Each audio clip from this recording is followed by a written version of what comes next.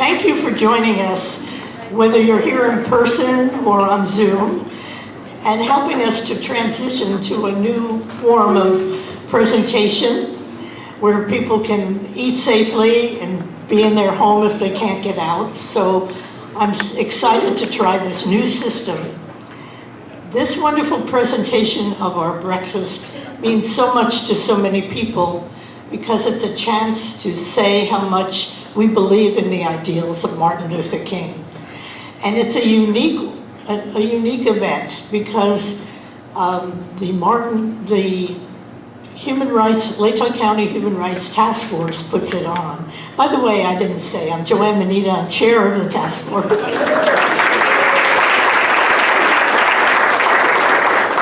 put it on, but we do it in collaboration with the City of Moscow, the University of Idaho, and Moscow High School students. If you're here in the hall, you can see the students who have, without them we couldn't do it.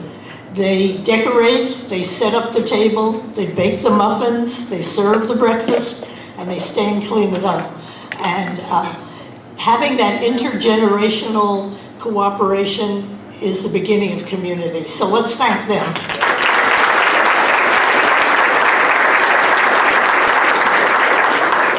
So here to give the welcome this morning are our partners, the City of Moscow and the University of Idaho. And first we'll hear from our mayor, Art Betke.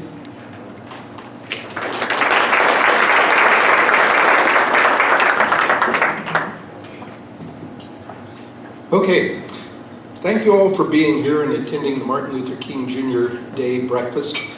This is a chance for us to sit and think about a lot of his ideals and the way we incorporate them in our own lives and the lives of our neighbors and other citizens. Thanks to the Latah Human Rights Commission for putting this on and for the invitation, and also all the other affiliated groups that go along with it. And also especially thanks to the volunteers that are sitting here doing the good work distributing the niblets this morning. So this day to me is not only about discrimination and non-discrimination, but it's also more about equality and how important that is. And even more important, perhaps, than equality is equity, the ability for people to achieve the same result, even if it takes a few more resources to do so. Here in Moscow, we've tried to move forward on these things. Non-discrimination laws, we have an ordinance here that seems to be working very well and puts us well ahead of a lot of other cities, municipalities in the state of Idaho. Some years ago, we came up with the usual list of race, color, age, sex, national origin, familial status, veteran status, or disability. But that also left some gaps, and we went in and backfilled on those a few years back, and also added, sexual orientation, gender expression, and gender identity to that. And this applies to all housing, employment, and public accommodation areas. And this is important not just because there's an ordinance out there, but it also focuses our minds on the fact that there does exist discrimination out there that we need to take care of and think about in our own lives. Point there being is, why do we need this ordinance at all? Shouldn't this just be the default, that people go forth and live their lives without discrimination or prejudice of any kind? That should be the way things work. But in the meantime, because that's not the way our society is, we need to work on that. We also need to keep looking out for goals beyond non-discrimination, as I mentioned, of equality, equal access, and equity, the ability to achieve end results in the end. And so we have a ways to go. What we've done so far is great. It's an example. I hope that the rest of Idaho municipalities will follow, but we all have work yet to do to achieve the end goals. So we need to just keep working to those ends. And welcome to the Martin Luther King Jr. Day breakfast and extravaganza. Bon appetit, enjoy, and appreciation for our speaker to be. Thanks.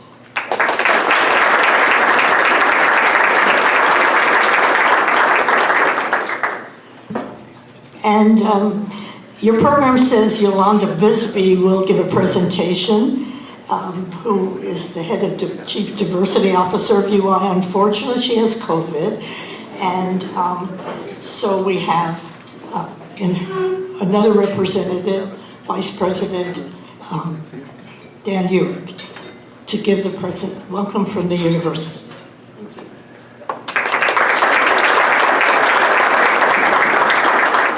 Well, good morning.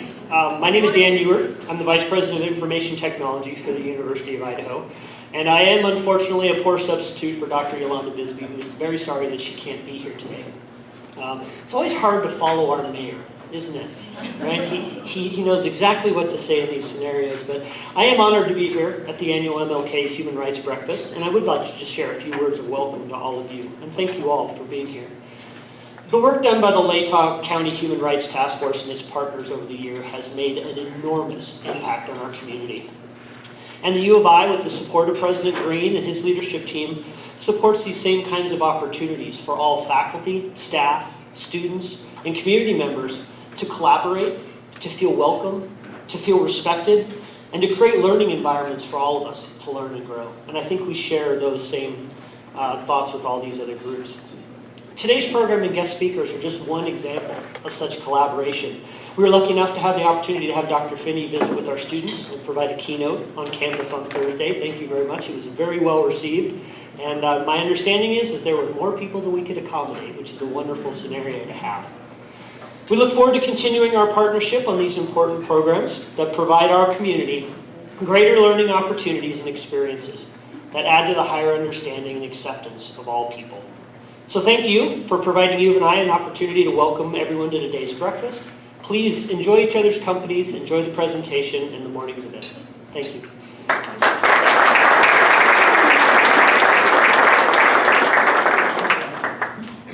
Okay, we have a new tradition that we start with the good news department.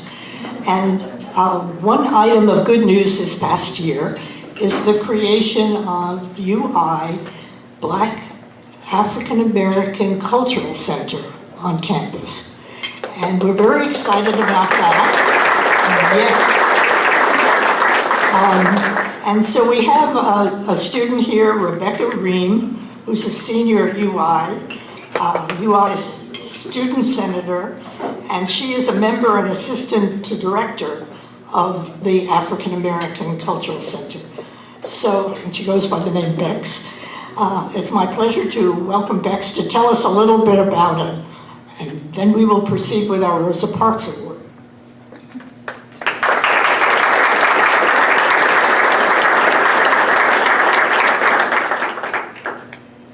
Hi, I'm Bex. I'm not gonna lie, nervous. Tummy hurts a little bit. We'll see how this goes. So the BAC, not black, the BAC is BACC, stands for Black and African American Cultural Center. It is celebrating its 1-year anniversary in February. So let's do that. And I want to make note that this would not be possible if it wasn't for the works of Sydney Freeman, Mario Pyle, as well as KT, Miss KT over there. All of their greatest works and efforts definitely built the foundation to have what we have right now. And the BAC is a wonderful place because it gives our African American students a safe space. And I'm not saying that Idaho is not a safe space, but to be honest, as a Black individual, there are things that can be said and there are things that can't be said. And so going into the BAC knowing that I can say something without being judged first for being Black is really important. And so I want to thank Mario Pyle. He unfortunately could not be here today because he is hanging out with his son, which I love. But that is what I'm talking about in the terms of being accepted without any questions. And so again, I want to thank Mario for taking on possibly one of the hardest positions a Black man can take on in the state of Idaho. Not only is he supposed to be a politician, but he's supposed to be a father, a professor, a mentor, a marketer, a designer, an interior designer. He's not really good at that one. I mean, everything that he's everything that has been thrown at him, he has taken with a smile. He has gone running with it, and he is happy to do so on behalf of the students, not just himself, but the students. And that is most important, and that is exactly what the back is here for. And this is good news. Here's a little bad news about it. I don't want to say anything, sorry. But because it is a new and upcoming situation and position, the back is one of the smallest rooms in the ISUB, which is the student union building that we have. It is fully dependent on student fees and the gracious donations that come from all of you individuals that are here today. So thank you for that. And but due to that limiting funding, we only have Mario, who is the leader of almost everything Black related on campus, and that poor man has agreed to do so much. So with roughly over 4,000 white students that are registered to be a student at the U of I, if you had to guess how many Black students were on campus, just a guess, there's no right or there is a wrong answer. There's 80. There's only 80 Black students, and so thanks to all of the efforts and all of the gracious donations and everything that everybody has done to make sure that the VAC is something that is what it is today, you are giving those 80 students a safe space. You are giving those 80 students a voice. You are giving those 80 students the foundation they need to build a brighter future for the people who come after them.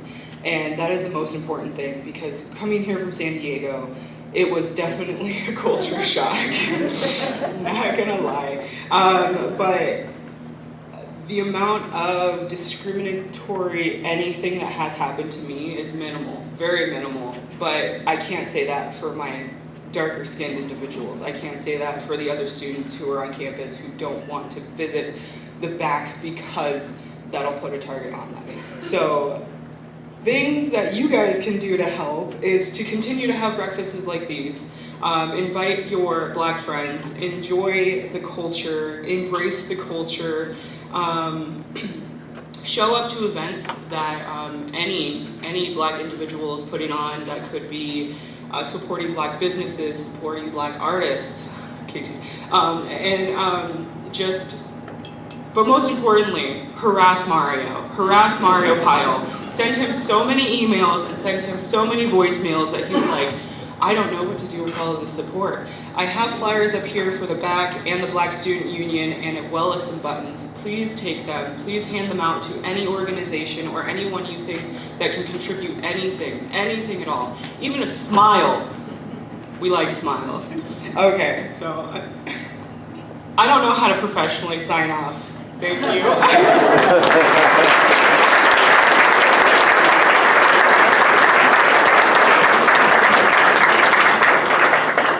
So when we started this breakfast 29 years ago, one of the thoughts of what to do as part of the program was to honor people in the community who were making a difference, making a wonderful contribution to human rights. And so we started the Rosa Parks Human Rights Achievement Award, named after Rosa Parks, whose actions made a difference. The first award was given to Stan Thomas, who's passed on, but his daughter is here with us today. And we've been giving those awards every year. After a few years, it was suggested we also give an award to a young person, a student, who maybe hasn't accomplished quite so much, but is showing great promise. So we added the student award. And that's an important part of what we do every year at the breakfast. Before we do that, though, I would like to take a moment to remember and honor some of the leaders who have passed this past year, two of whom have received that award, as a matter of fact. One is Linda Christensen. She wasn't a member of the task force, but as you'll hear later, she was a volunteer who was always there. In fact, she was queen of the kitchen and would always prepare casseroles for us. She would shop in the farmer's market in the summer, buy all the stuff and cook it for us. She was also a very active member of the Sister City Association.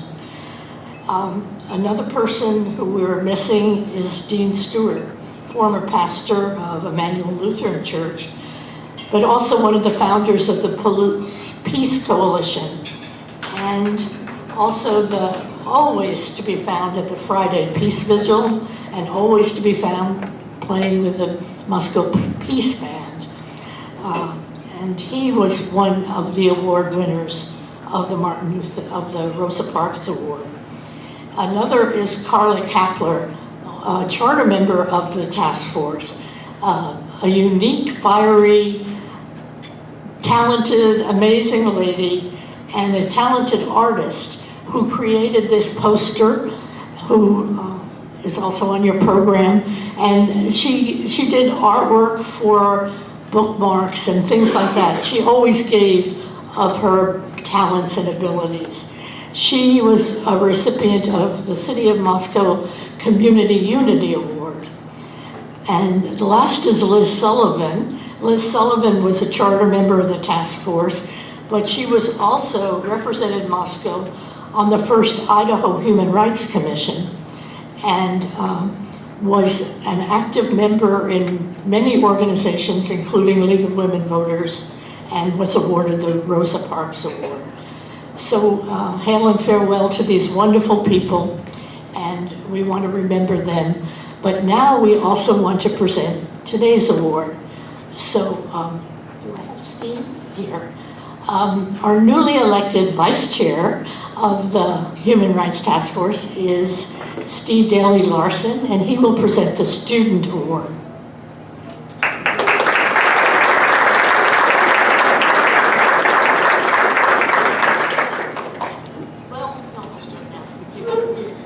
Oh, okay. Sorry, lost my place here. Another bit of good news. Mary Jo Hamilton, one of our secretary and one of our treasured members, suggested that we create a plaque that could hang in the high school that would list the names of all the high school students who have received this student award.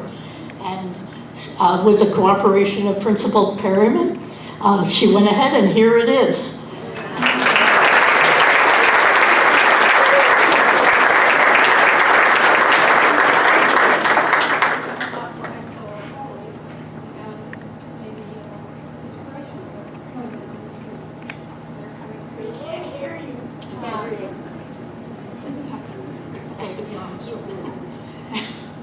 All right, I hope you can see this.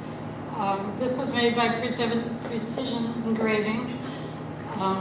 It'll hang in the high school halls and maybe be a source of inspiration for more students to come through. We've had a wonderful 13 students so far who have won or who have been awarded the Rosa Parks Award, and their names are, and the year they received them are on the plaque.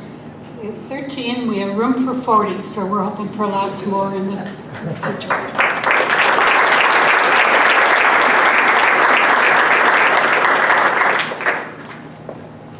Thanks, Joanne. Thanks, Mary Jo. Adjusted for height.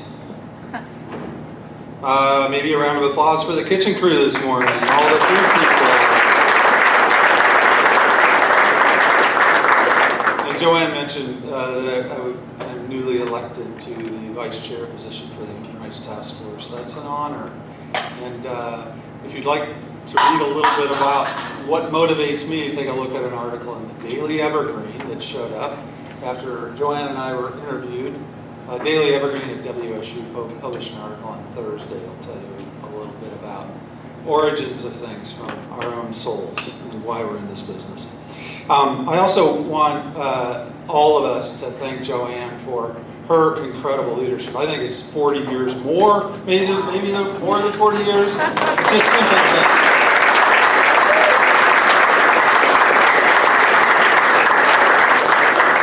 And I also want to do a shout out to Bex, who I thought did a tremendous job up here. She told me she had a stomach ache, but I pushed her up here anyway. KT Turner, KT, will you wave to the crowd? Another incredible leader.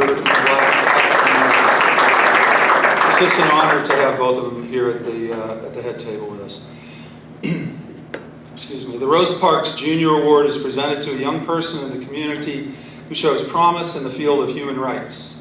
Criteria are active participation in human rights causes, a record of leadership and accomplishment, and manifestations of special courage and commitment in opposing bigotry and celebrating diversity. Thank goodness our community each year has someone like this that we can give recognition to. According to our nominators, this year's award recipient has demonstrated a deep commitment and willingness to learn and work for human rights and social justice causes. As an active member of the Moscow High School Human Rights and International Club, as an elected member of the Latah County Human Rights Task Force, and as an appointed member of the City of Moscow Human Rights Commission, this person serves as a valuable liaison between the high school, the city, and the community on a broad range of human rights issues. A member of the Human Rights Commission stated, through participation in events, planning, and the offering of numerous suggestions and insights, this nominee has demonstrated commitment through action. As a member of the HRTF, the Human Rights Task Force, a member there states, the nominee is an advocate and speaker of truth to power, who stands on his own, debates with precision, and collaborates to make progress on human rights agendas. Our nominee has volunteered generously for the Greater Moscow Food Drive, the MLK Human Rights Community Breakfast, and also joined the steering committee of the Emerging Moscow Together project, designed to celebrate and enhance Moscow's positive and powerful values of being welcoming, caring, and inclusive. At school, our nominee has served 4 years and now leads the Model UN Leadership Program. One of his accomplishments has been refining the middle school Kavmun simulations curriculum to focus more on ending poverty in all forms everywhere. Our nominee likes to mentor and provide guidance to other students, encouraging others to read, to grow their own perspectives, to listen, to mature in their roles as club and community members. For the MHS Extended Learning Internship Project, which many of you know of as ELI, this nominee studied queer activism, methodology, and practice, and helped educate his peers about the challenges of coming out as a queer in today's society. A well-deserved congratulations for our 2023 Rosa Parks Junior Award recipient, Eli Jones.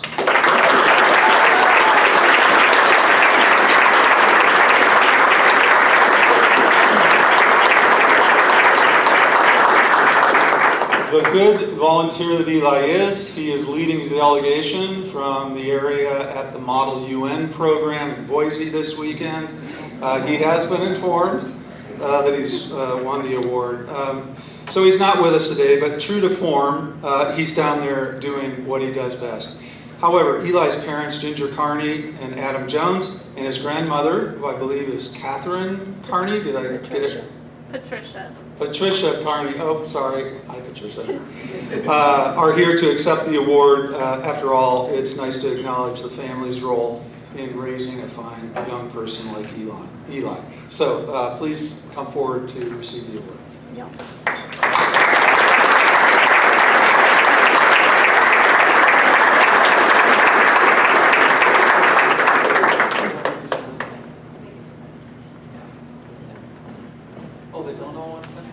So apparently precision engraving was flooded. Some of you probably know about this. And so our award is partly underwater at the moment, but Ginger would like to say a few words. Actually, I did not know I'd be saying a few words. So I know that Eli is really humbled and honored to receive that award. I don't think there's anything that I can say after Stephen's introduction that can really describe more about what he's done and what he's doing. I know he wishes he could be here. My husband actually didn't want to come up here because he's videoing this so that we can share it with Eli. But you know, he has been involved in the Human Rights Task Force and Commission for a number of years. That work is important to him. He is a senior, so he's applying to college, and he's going to continue this work as he goes and studies international relations and human rights at college. So I'm honored and humbled as his parent to be up here accepting this award for him, and I want to thank whoever the nominee was and the task force for for giving him this award. Thank you.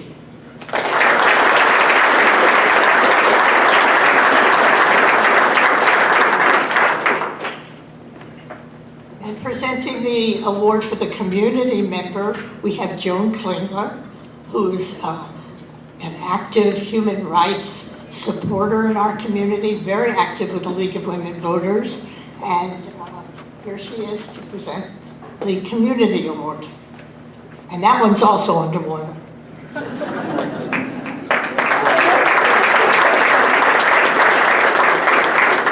you, Joanne. And I'm nervous too. So I'm reading from my cheat sheet. We all know people who are misunderstood, stigmatized, and looked down upon throughout their personal struggles. Even when they seek help, they are met with obstacles. They are fellow community members. They might be our neighbors, co-workers, family members, or even ourselves. They live in rich neighborhoods, poor neighborhoods, and in the street. They may have distinct needs, but they encompass all those who face discrimination. They are Black, Hispanic, Asian American, members of various faiths, female, gay, transgender, people with disabilities, and others who are marginalized. Sometimes they are invisible, even when asking for help. Today's honoree saw the need, saw the people, and wanted to help. This person truly believes in the good of those individuals and knows that those who struggle with mental health and substance abuse disorder are fellow citizens, not an embarrassment and not to be hidden from society. Thanks in large part to this person's initiative and diligence, their capacity for building alliances and ability to write compelling grant proposals, a center was opened 7 years ago in the midst of our community. It is a helpful, welcoming place not to be hidden away. Today it receives continued funding from local, state, federal entities and from you, the public. The center offers workshops, education, and support in developing skills and giving people opportunities to prove to themselves that they are capable of success. Thanks to this person, crisis training for local law enforcement and first responders was instituted. Clients are greeted with kindness and compassion, treated as the family and friends they are, and welcomed into the mainstream of society. Due to this mentorship and working to build community support, these clients can continue their recovery outside of the center with a home to stay in while they re-enter the workforce and continue their recovery. Because of the hard work and caring nature of today's recipient, Moscow Center has become a beacon of hope and a model for others to emulate. I am pleased to present the 2023 Rosa Parks Human Rights Achievement Award to the founding director of the Latah Recovery Center, Daryl Cunningham.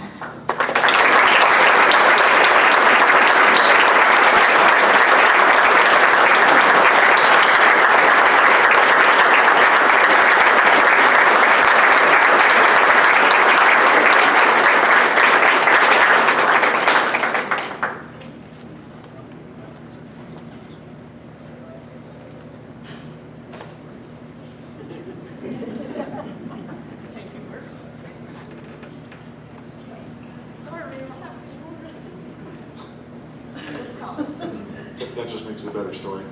So Steve thought he had to adjust it for height. Well, I'll adjust myself for height. It's probably a little easier. My wife tricked me.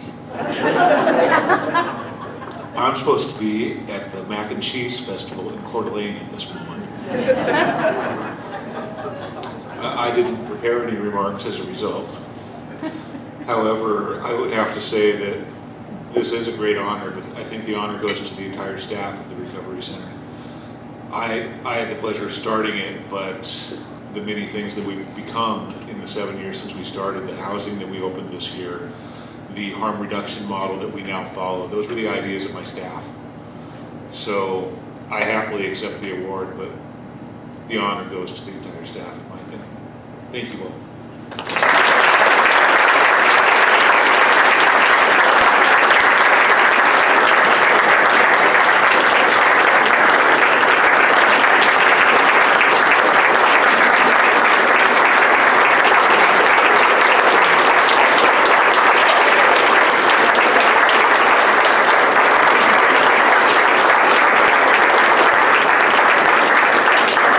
Congratulations, Daryl. I know you have a great staff, but it takes great leadership. And a lot of people said, without you, we would not have that place for people to go. I just want to remind you all that that the nominations for the Rosa Parks Award can come from anybody in the community. So be thinking about somebody you think you would like to nominate for next year. Well, now we're going to have a bit of entertainment, and it's my great honor to introduce Jeannie Michael, who is another activist. See, everyone is an activist. I mean, she was out there in the street when the megaload trucks were trying to come through Moscow. That's activism for you. But she's also a great entertainer as well as a chemist, I believe. Come on up, Jeannie. And she's going to play some music for us. You grab your last muffin because food's going to disappear soon.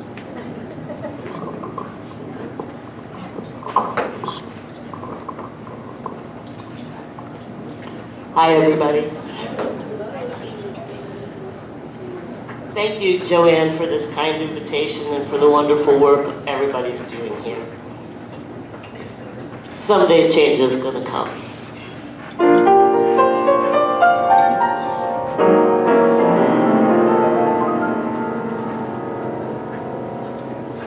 I was born by a river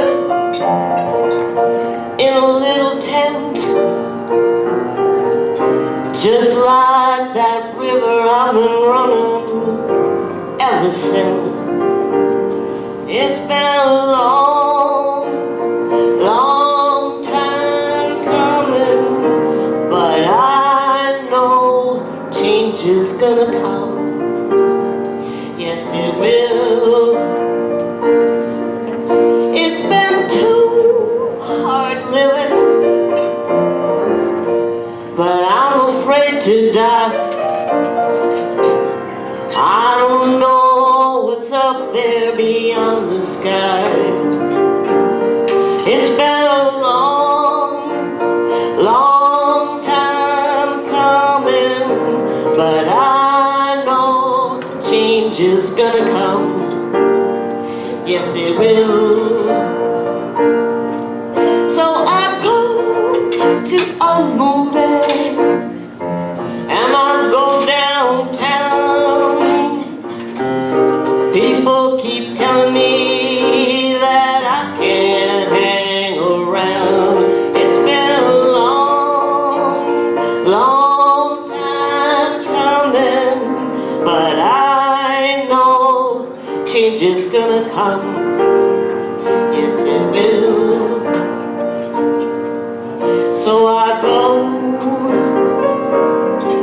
to my brother and I say, brother, help me please, help me please. But he just winds up knocking me, he just knocking me right back down to my knees. Well, there were times when I thought it wouldn't last for long, but now I think I got the strength to carry on. It's been a long, long time coming, but I know change is gonna come. Yes, it will.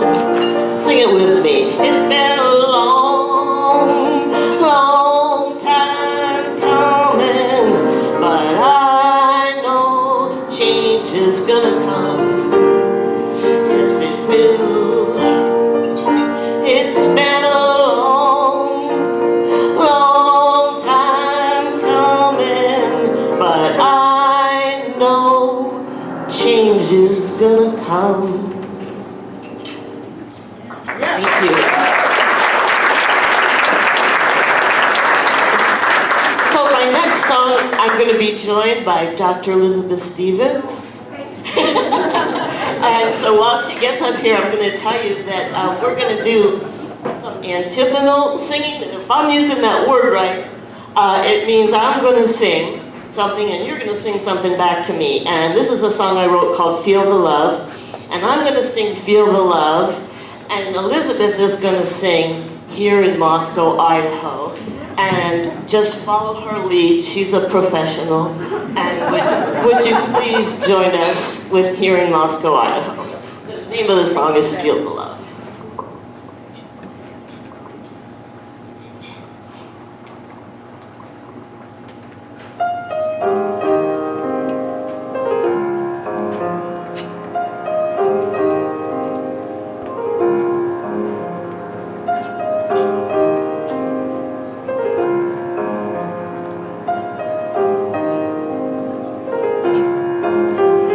On the broad shoulders of a modest mountain, striped by a stream, paradise, hills of the blues, the lost people of our dreams, under sacred skies. Sometimes winds of sorrow sweep the prairie, our heart cries from ashes real and imaginary. We will rise, feel the love, here in Moscow, Idaho. Feel the love, here in Moscow, Idaho. Feel the love, here in Moscow, Idaho. Feel the love, here in Moscow, Idaho.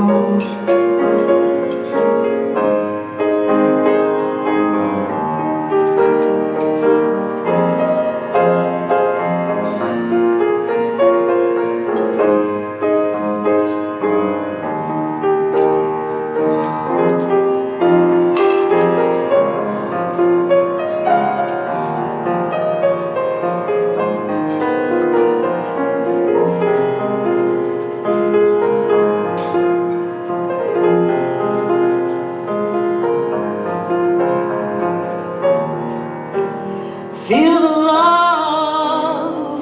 here in Moscow, Idaho. Feel the love, here in Moscow, Idaho. Feel the love, here in Moscow, Idaho. Feel the love, here in Moscow, Idaho.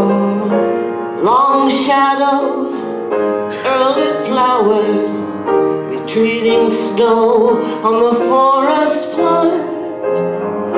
Harsh winter of our discontent, a fleeting glow, just a metaphor. Spring will warm the windows of our lonely souls and restore the light that dust cannot obscure forevermore. Feel the love, here in Moscow, Idaho. Feel the love, here in Moscow, Idaho. Feel the love, here in Moscow, Idaho. Feel the love, here in Moscow, Idaho. Living in the moment of the 11th hour, open up the door to the ivory tower, singing like a bird, bloom like a flower. We have the music, we have the power. Feel the love, here in Moscow, Idaho. Feel the love, here in Moscow, Idaho. Feel the love, here in Moscow, Idaho. Here in Moscow, Idaho. Thank you all so much.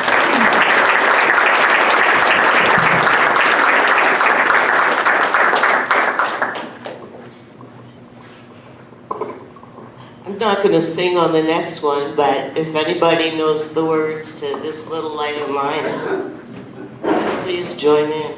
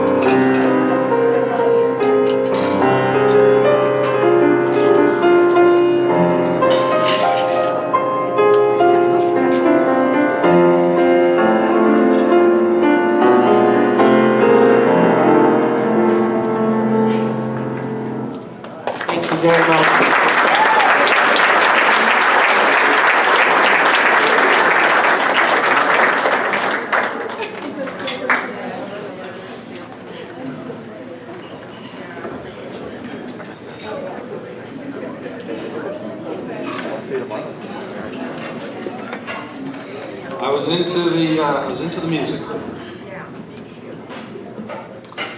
Can we take a minute to stop and think about the importance of the high school and university students who are here today, partly for the help they're providing, but partly because they are the future of activism and human rights. Let's give them all a big hand.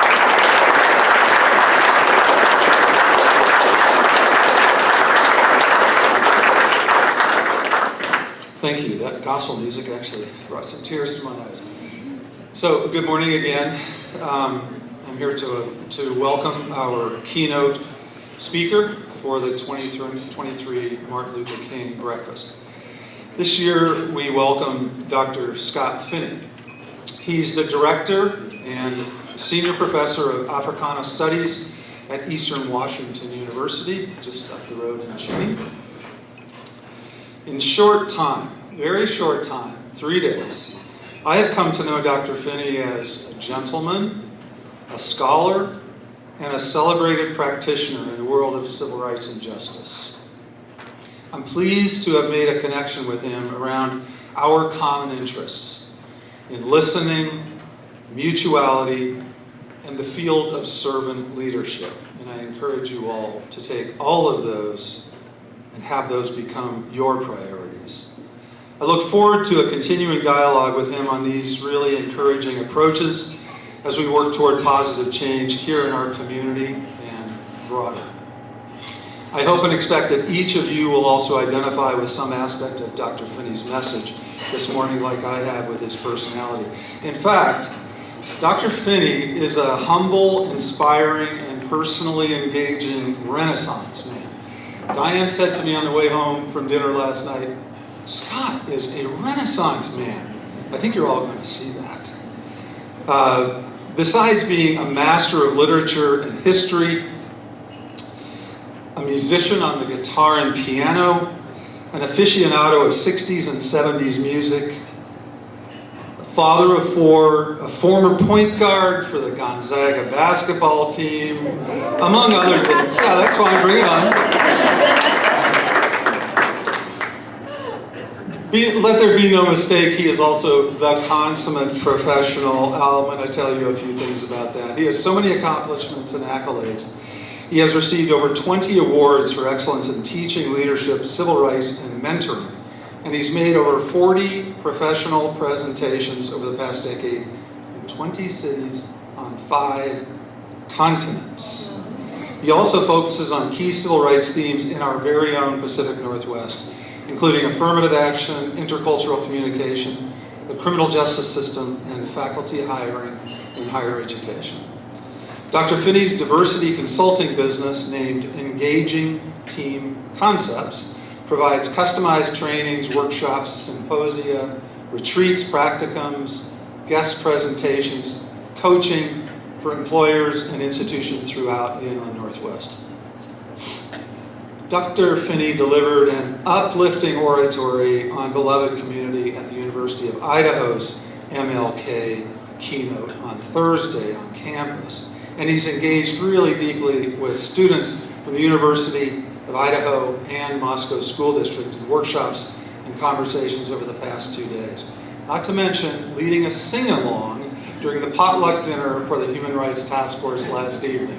Let's hear it again for the leader of the sing-along.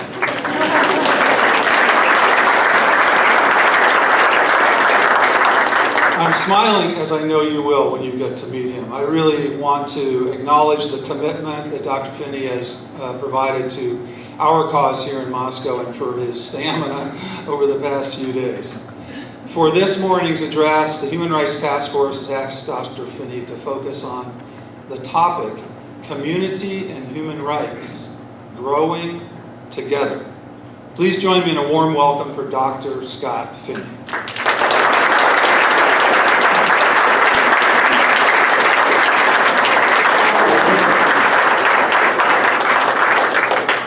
Thank you, Steve. I am so happy to be here, and as Steve said, we have grown together in a short time, and I'm looking forward to many, many return visits because I consider you all family, and we are all here for the same cause. Thank you. I I want to thank the mayor and the university, administration, faculty and staff, and especially the students, the Moscow High School, and of course the Moscow Alternatives High School as well. To blend with you all has been a beautiful thing, and to spend last night with the Latah County Human Rights Task Force, I would say was just like a party and a reunion that as if I've always known everyone there. So what you have here is so beautiful and so promising, and the potential and the capacity is unlimited. And considering all of the spokes that are here today, all focusing on the hub, my goodness, the potential is unlimited. And I went around and took pictures of all of the walls, and I backed up. I don't want to get any of you in trouble. I'm not going to put it on any website, but I took pictures of you because I wanted to have an album of my family. So thanks for being my family today. I grew up in Oakland, California during of course, the home of the most finest team in NFL history. Silver and black. They've been taken hostage to Las Vegas, but they'll be back someday. But I grew up in Oakland in the 60s and 70s, youngest of 7, and social justice was the theme in our hearts, in our movements, in our time, in our music. And to see this here, so many years, so many decades later, mirroring the same thing, even advancing the same thing. I just want to brag about you. And so I took these pictures and I plan to show them to the Human Rights Consortium that I belong to in Coeur d'Alene. We're trying to turn the reputation and the whole narrative there in North Idaho. And we'll need your prayers, thoughts, and if you know voodoo, well, please do a little of that too. We need some help in that area. And then in the same way, working with Spokane through all the years that I've been here since my freshman year at Gonzaga in 1975.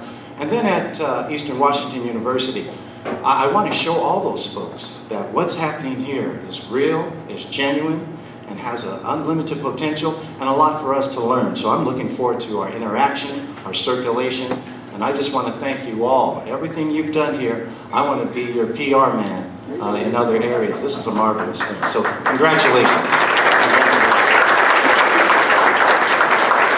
So when we talk about community and human rights, the crucial issue is, as it says on the program, growing together. So many groups here, so much dedication, so many years and decades of blood, sweat, and tears. It's an enormous task to turn the ship. The Titanic sees this iceberg ahead, and we've got to turn it. And I think you all are creating a momentum, a gravitational pull that I believe for the younger generation will leave a lot better situation. And I think we can always be encouraged by looking at the college folks and what they mean to us as we plant seeds into them and believing that there'll be a harvest much larger than the seeds. You know, when we talk about growing together, the crucial thing is this idea of community. Because community, in a sense, really is the vessel. And there is no such thing as human rights. There is no such thing as social justice unless there's an interwoven community. Community actually needs the contents of human rights, the contents of social justice for its meaning, for its purpose. And I believe what's growing here, what's coming here, are all of the spokes pointing toward the hub. And we need to celebrate the hub. We need to actually, I would say, more and more somehow intensify and enriching the hub by the spokes coming together more and more. And Dr. King, of course, gave his life for this view of a community. And he called it the beloved community. And actually, he gave his life apparently to get rid of segregation, apparently to get rid of Jim Crow, apparently to bring in racial equality. And that is so true. And he knew he would have to give his very life and blood for this, to overthrow segregation. Because segregation had been the I would call the fly in the ointment. Here we are, standing for liberty and justice for all, and yet this fly seems to have spoiled the whole setting.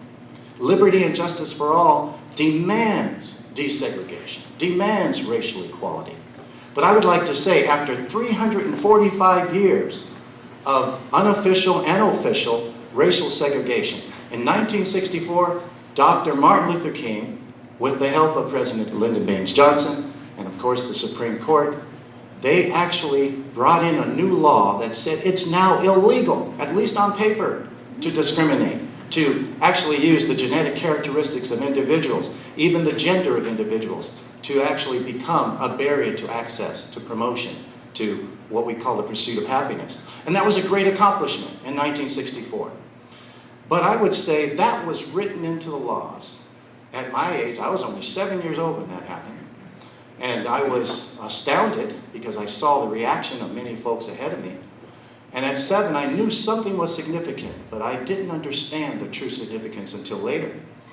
And then I had this understanding later that Dr. King not only wanted segregation to be removed, not only wanted to bring in desegregation, integration, but he actually viewed those items as a means, as a procedure, as a procedural kind of step towards a goal, towards an end. And that end is the beloved community. The beloved community is why he wanted to see what we all, in our hearts, were already geared that way. Our DNA insists that we have equality and that we have, as was brought out by the mayor, even equity. But the key is this: can we take this pathway and cause it to blossom in something called community, even the beloved community? And for me, I'm here to testify to you all that what I see growing here has the potential, has the capacity to add the purpose and even the meaning to what desegregation, to what integration is all about. And that's the beloved community. And I'd like to, of course, Dr. King spoke of this quite deeply. And I have about 20, actually I added 21. I think you'll like 21 because it relates more so even to your present situation. But I was wondering, as I release these 20 guiding principles, these 20 factors or 21 factors of what the beloved community is, what the meaning of integration was for, can the family respond with a yes we can? Is that okay? I think once upon a time there was a gentleman who was the president that talked about yes we can. And I went to that inauguration in 2009 because I had to see for myself. And when I was there, I saw so much, a diverse crowd of people I'd never seen in my life, over 1 million of us. And to tell you the truth, I've never seen that many human beings in one spot. But we all had the same hope. We all had the same sense of possibility, of capacity. And you know, that was 40 years following the assassination of Dr. King. It's as if on April 4, 1968, when Dr. King died, the whole idea of racial equality, and let alone the idea of a beloved community, was lost. And 40 years later, as a symbol, not as the very factor, but as a symbol, Barack Obama came to the rise of the White House, not to symbolize any black portion or any this or that, but actually to symbolize this fact that we are an American quilt. And we have strands of Latino, we have strands of African descent, of European descent, of Native American descent. We have strands of Asian descent. And you know, every quilt, if you look at the underside, it looks very confusing. But one day that quilt will be turned over and we will rejoice. Because we'll see something of harmony. We'll see something of cohesion. So don't be, I would say, discouraged by the underside of the quilt. We're on our way, and it's a beautiful thing. And I would like to, I would say, release into the universe these words, and with your yes we can afterwards, because words create. They create even in the physical realm. Doing music, I was mentioned, I do music a lot just for my own therapy, even psychologically for my own mental sanity. I'll sit at a guitar or play a piano in that way. No, I'll sit at a piano and play guitar. That's it, yeah. So think about it. And of course, spiritually, what music has done when we consider even the Negro spirituals and the 225 years of enslavement that caused a subculture and underculture known as slave culture to flourish for 225 years, primarily through music.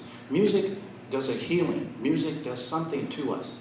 And as I was mentioning to a few students, I even talk to my plants. Do you know that talking to your plants helps your plants?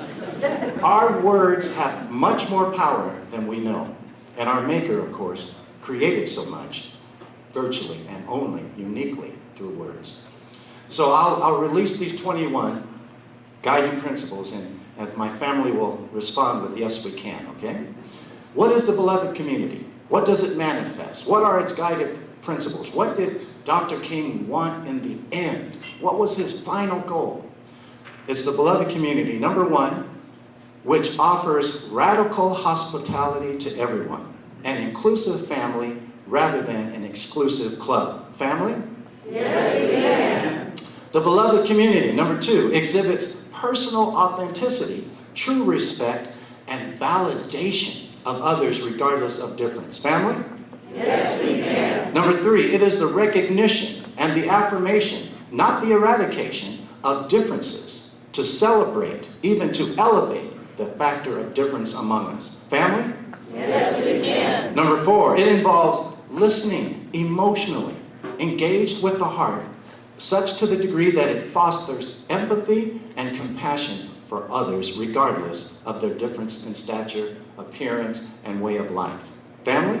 Yes, we can. Number five, it tolerates ambiguity, realizes that sometimes a clear-cut answer is not readily available. Is that okay, family? Yes, we can. Okay, very good. That's the first five. Listen to this next five. What is the beloved community? It builds increasing levels of trust, because right now, when we talk about race relations, the basic factor is not behavior. It's not even history. It's the fact that we don't trust each other. It's that we have more suspicion toward each other than trust. But the beloved community builds increasing levels of trust and works to avoid fear of difference in others. Family? Yes, we can. Number seven, it acknowledges limitations, lack of knowledge or understanding, and seeks to learn. All its members are lifetime learners. Family? Yes, we can. Yes, we can. Number eight, it acknowledges conflict or pain in order to work on difficult issues. To the degree, as Dr. King said in the Birmingham letter from a jail, a letter from a Birmingham jail in 1963, he said, it's good to have tension. Not a tension that is destructive, but a tension that rocks you, that causes you to come out of your comfort zone, because that means you're about to grow. It's not to point a finger, it's not to have winners or losers, it's not to blame others, but we need that tension, and we need that area of discomfort from time to time to learn about others that doesn't match our database of lived experiences, but we validate them, we authenticate them, we legitimize what they've experienced. Family? Yes, we can. Yes, we can. Number nine, it involves speaking truth in love, always considering ways to be compassionate with one another. Family? Yes, we can. And number 10, it avoids physical aggression and verbal abuse. Family? Yes, we can. Yes. So we're halfway there. I think I'm okay with my time. You know, someone will let me know if I'm not. The chair, you know, let's give another hand to the chair of this whole Joanne, thank you. She is my big sister, my mentor, my coach, and even at times my cheerleader. I appreciate you. Thank you. Number 11, what is the beloved community? It resolves conflicts peacefully, without violence or intimidation, recognizing that peacefully doesn't always mean comfortably for everybody. Family? Yes, we can. Yes, we can. Number 12, it releases resentment and bitterness through self-purification, avoidance of internal violence through spiritual, physical, and psychological care. Family? Yes, we can. Yes, we can. Number 13, it focuses energy on removing evil forces, unjust systems, but listen, but not destroying persons. Family? Yes, we can. Number 14, it involves unyielding persistence and unwavering commitment to justice. Family? Yes, we can. Number 5, it achieves friendship, understanding through negotiation, compromise, or consensus, considering each circumstance to discern which one will be the most helpful. Family? Yes, we can. Okay, and then the last 5, and then I'll add 21st one. Number 16, the beloved community that Dr. King wanted righteously opposes and takes direct action against poverty, hunger, and homelessness, like our brother just mentioned. Family? Yes, we can. It advocates thoroughgoing, extensive neighborhood revitalization without displacement. Family? Yes, we can. How about this one, number 18? It encourages and embraces artistic expressions, like we saw with this wonderful gift. That was such a beautiful gift to us in the performance we saw. From different expressions of faith and from different perspectives and worldviews of life. Family? Yes, we can. 19, it promotes human rights and works to create a non-racist society. Family? Yes, we can. And then number 20, it shares power and acknowledges the inescapable network of mutuality among the human family. Family? Yes, we can. And then one extra, as I considered your situation here and the other factors and other words being spoken in this community, in spite of the heart and the core of what you all stand for and have expressed today. Number 21, it cannot receive or accept hostility or coercion in any form or for any purpose, for such dishonors our humanity. Family? Yes, we can. And I believe what you have here, I want to add 4 takeaways that we could talk about, and maybe for the months to come, and hope that somehow we could bring it in more into fruition for the sake of the beloved community right here in Moscow. Number 1, the various folks that are here today, here for the beloved community, here for social justice, here for the idea and the practice of human rights here in Moscow. You all can give energy, and I would say exponential energy, by hugging together even more often, to organically grow together. If the hugs are strong, and they really are, and if the hugs are authentic and sincere, and you really are, I can just tell in my 3 days here, and in my past history, I would say this is such a promising, fertile kind of situation here. But the question is, can they be turned, all the spokes, into building blocks, and a growing together, even organically, even interpersonally? And those building blocks, as I would say, will create a strand upon a strand, and even a quilt that will be a role model for many other towns, whether Coeur d'Alene or Idaho or Spokane or Cheney, in my eyes. Because what will happen, that growing together, that building block coming together, will actually produce social change against whatever turbulence is before you, against whatever mountains seem so insurmountable. That's number 1. And then number 2, the critical connective tissue is the sharing of personal stories. And I have to say that again and again. There is no connective tissue in a community unless there is the sharing of stories, the dyads, the groups of 3 or 4, or like we had last night, the small home gatherings. There must be from 15 to 20, 10 to 12, coming together to hear personal stories. Personal stories do something to you.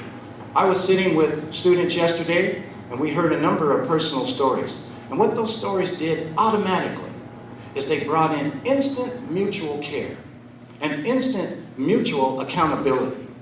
It doesn't come from doctrine. It doesn't come from declarations. It comes from face-to-face interaction. And if you could have sat there with us to hear the stories of some of the students and some of the staff at the University of Idaho, immediately you are indebted to take care of them, to think about them, to consider about them. And that's the connective tissue, one-on-one, small group, home gatherings. And if we could practice that more, it's much more powerful than any surveys, any type of mass emails, or even that thing called social media that some generation really gets into. I would say this, it is the sharing of personal stories that will connect you through all of the troubles, all of the ups and downs that come forward. It is the exchange of stories that actually produces lasting, blending, connecting power. And it changes the me to we. And that's what we really need. Everyone really needs that. That's number 2. Then number 3, we are already wired to connect. We have been given a DNA that feels most fulfilled, at peace, and has a sense of meaning when we connect. We are actually inside of us going against our DNA when we don't connect. And now we just need to take that step to spend that time to actually listen and not just hear other stories. And when we do, it does something to us. You walk away transformed. Even if you don't intend to be, you can't be the same when you take time to authenticate, to legitimize, to validate people's lived experiences and stories that they can share with us. And I hope that we can go along with our DNA. That's just the 3rd step. And then lastly, I'd like to let you all know a good word that Dr. King shared. And I have held to this since my early days of consciousness in the 1960s all the way till now. And that's that the moral arc of the universe is long. And sometimes so long we lose sight, we lose hope, we lose encouragement. But be assured, it bends towards justice. There is such a fact. Can the family say yes, we can? So don't let the length discourage you. Don't let it misdirect you. Be assured, what is planted in you will come to a harvest. We just need to take the time to water it, to spend time with each other, to crisscross with each other, to interweave with each other, and to actually realize that connective tissue that we all long for anyway, and that becomes the vessel, the container for human rights, that becomes the vessel and container for social justice. I am happy to be around so many beautiful people. I want to take a picture of you again and again because I want to take you back home and tell the good news to many people. The gospel, the good news, is that human rights and that social justice can be carried out, can be preserved, can be realized through this matter of the beloved community that Dr. King lived, breathed, and died for. Thank you for your time. I love you all.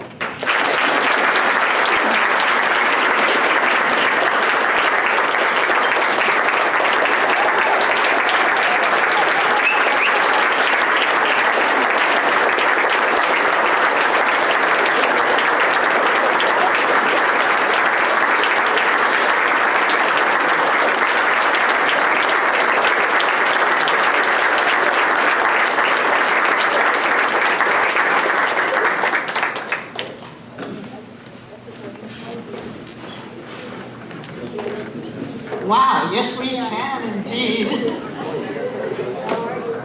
I'm so glad we've been able to listen to Dr. Finney and join his family and have him join our family. It's really wonderful. Before we close, I have a few things to announce, some more good news. Good news number 1, the Martin Luther King Art and Essay Contest is still open. There are 10 more days for students to write essays or create artwork about the theme of community, the value of community. So if you are a teacher or a parent or a student, you could go to our website to find the prompts, and we will have a special ceremony on February 11th to give those awards. And I think there's some information in the back also, if you want to pick it up. So that's number 1. Number 2 is you can join the Layton County Human Rights Task Force. Ooh, we need your help. That's 3 things to know about our task force. We need your help. Some of us are getting a little older, and some of us have passed on, as you heard. We need reinforcements. We have great plans. We want to expand our work with young people in the community. And number 2 to know is we're not beholden to anyone. We're a grassroots organization. In these difficult, dark times when people are trying, for example, to undermine our free public school education, the backbone of our community, we can and we do speak out. So that's why we need your help.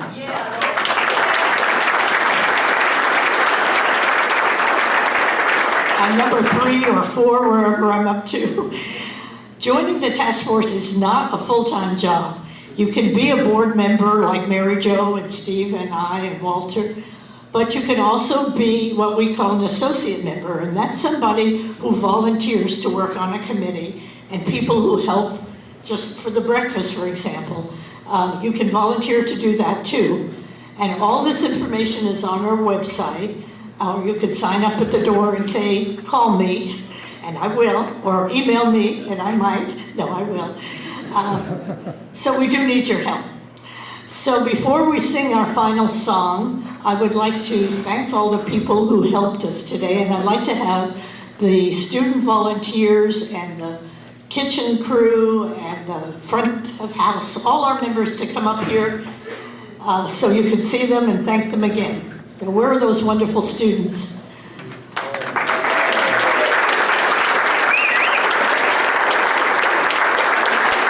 And where are the task force members?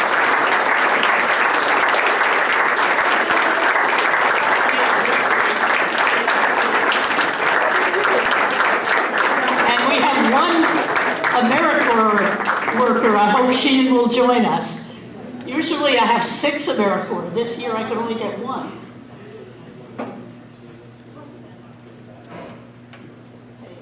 Yeah, okay. Steve just reminded me that there's information about the Black African American Cultural Center here for you to pick up, or a button, beautiful buttons to have too. Okay, do I have everyone up here? Okay, one more round of thanks. And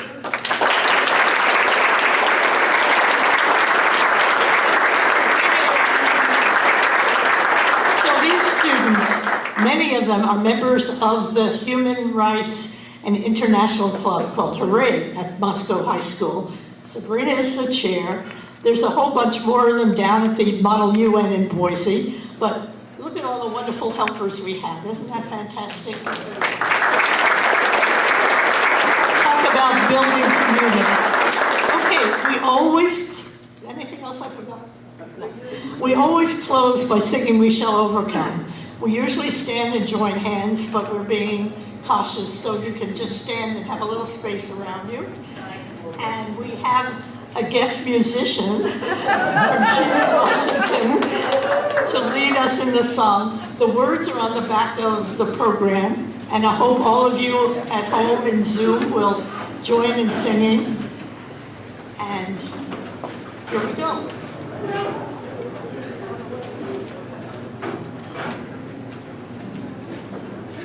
Someday.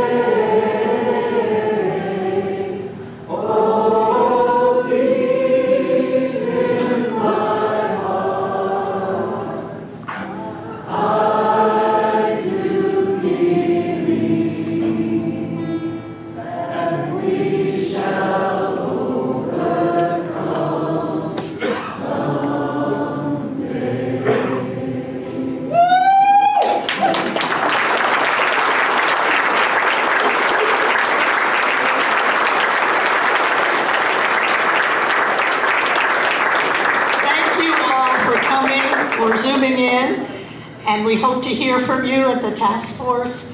Go in peace and work for social justice.